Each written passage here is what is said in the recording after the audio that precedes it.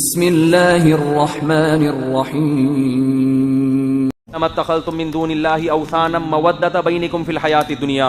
ابراہیم علیہ السلام نے اپنی قوم سے کہا کہ تمہیں پتہ ہے یہ پتھروں کے بنے ہوئے بت تمہارا کچھ بھی نہیں کر سکتے، لیکن آپس میں تمہاری رشتہ داریاں ہیں، کلچر ہیں. تمہیں پتہ ہے جو بتوں کی عبادت چھوڑے گا قوم کی دشمنی مولے گا وہ. جیسے آج بہت سی ہندو لڑکیاں انڈیا میں گھر کے اندر مسلمان ہونا چاہتی ہیں، ان کو پتہ ہے، پڑھ لکھ گئی ہے نا، ان کو پتہ ہے کہ بھئی یہ پتھر کے بنے ہوئے بت کچھ بھی نہیں ہے، اسلام برحق ہے.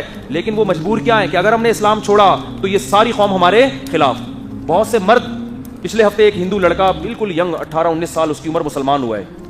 پچھلے ہفتے میری بیان کے بعد ملاقات ہوئی اس سے، اسپیشل ملنے کے لیے آیا تھا.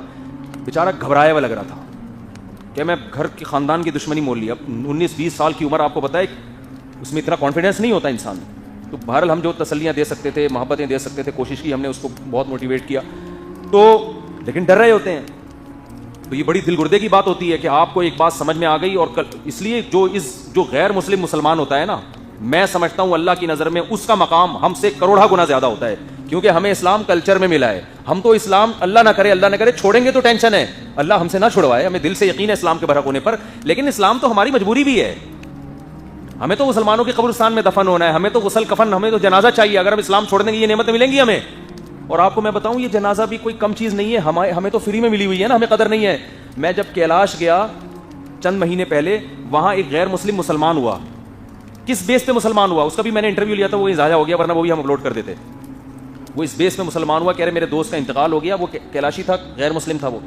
تو میرا پتہ چلا، آیا ملنے کے لیے. اس نے بتایا کہ بھائی میرے ایک دوست کی ڈیتھ ہو گئی، میں اس کے ساتھ تھا، اس کا دوست تھا. جب میں نے دیکھا مسلمانوں نے اس کو غسل دیا، کفن دیا، جنازے کی صفیں لگی، اور میں سائڈ پہ بیٹھا ہوا ہوں، تماشا دیکھ رہا ہوں، کیونکہ میں غیر مسلم ہوں، میں جنازہ نہیں پڑھ سکتا.